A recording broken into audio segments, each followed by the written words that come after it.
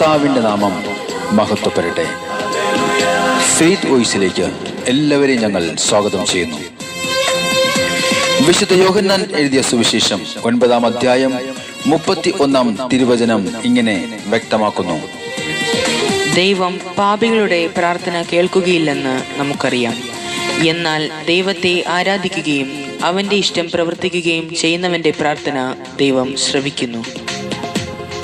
ക്രിസ്തുവിൽ ഏറ്റവും സ്നേഹമുള്ളവരെ, നമ്മുടെ പ്രാർത്ഥനയുടെ മറുപടി ദൈവത്തോടുള്ള ബന്ധത്തിൽ നിന്നും മാത്രമേ വരികയുള്ളൂ.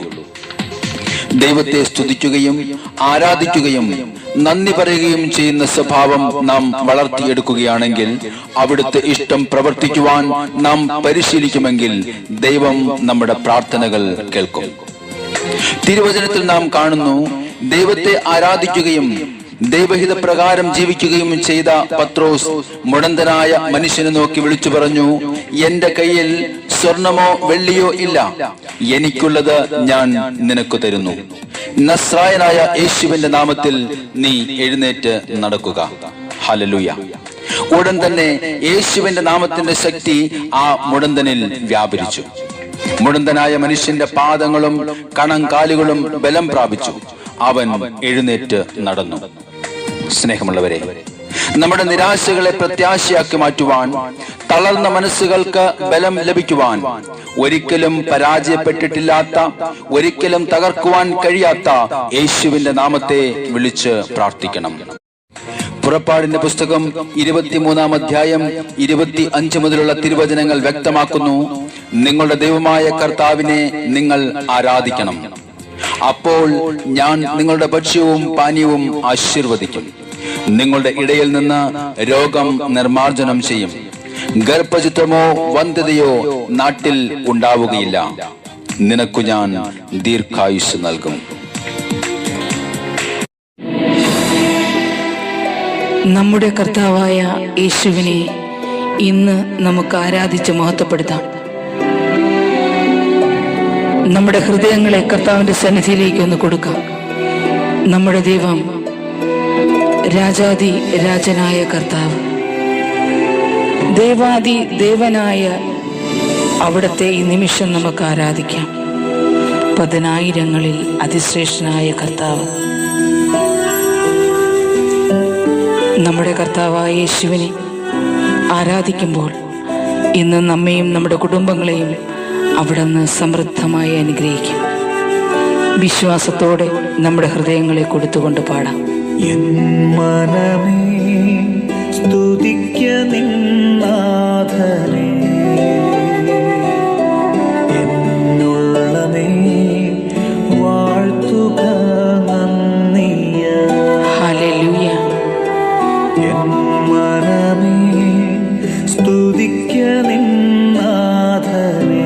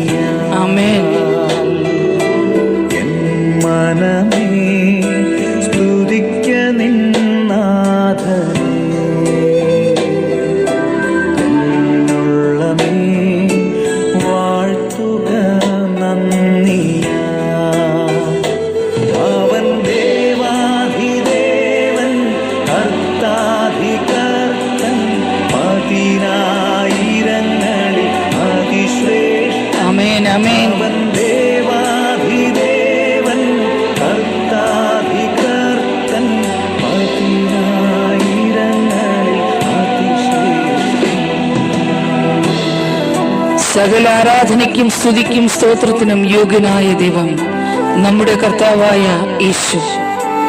നമുക്കേവർക്കും നമ്മുടെ കർത്താവായ യേശുവിനെ വണങ്ങി ആരാധിക്കാം.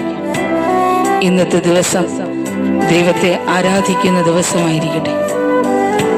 നമ്മുടെ കർത്താവ് നമ്മുടെ ജീവിതത്തിൽ കടന്നു വരട്ടെ. ആരാധനയും സ്തുതിയും സ്തോത്രവും ഓ എൻ്റെ യേശുവേ, സ്വീകരിപ്പാൻ യോഗ്യൻ നീ മാത്രം. ആരാധനയും സ്തുതിയും സ്തോത്രവും സ്വീകരിപ്പാൻ യോഗ്യൻ നീ മാത്രം. നാം ഒന്നായി ചേർന്നു വണങ്ങി നമിക്കാം നമുക്കായി കരുതുന്ന ദൈവത്തെ. ആമേൻ. നാം ഒന്നായി ചേർന്നു വണങ്ങി നമിക്കാം നമുക്കായി കരുതുന്ന ദൈവത്തെ. എൻ്റെ യേശുവേ, ഞങ്ങൾക്ക് ആശ്രയിപ്പാൻ അവിടുന്ന് മാത്രമേ ഉള്ളൂ. ഞങ്ങളുടെ ആശ്വാസവും അവിടുന്ന് തന്നെ. ഞങ്ങളെ താങ്ങി നടത്തുന്ന കർത്താവെ, അങ്ങേ ഈ നിമിഷം ഞങ്ങൾ ആരാധിക്കും. അങ്ങേ മഹത്വപ്പെടുത്തുന്ന കർത്താവെ, ഞങ്ങളുടെ ജീവിതത്തെ സമർപ്പിച്ചുകൊണ്ട് ഞങ്ങൾ പ്രാർത്ഥിക്കുന്നു. ആശ്രയിപ്പാൻ യോഗ്യനാം യേശുവേ, യേശുവേ, ആശ്വാസമായി നീ മതിയെന്നുമേ. ആശ്രയിപ്പാൻ യോഗ്യനാം യേശുവേ, ഓ യേശുവേ, ആശ്വാസമായി നീ മതിയെന്നുമേ. അല്ലലെല്ലാം അകറ്റും രാജാധിരാജൻ താങ്ങും തണലും നീ മാത്രം. ആമേൻ.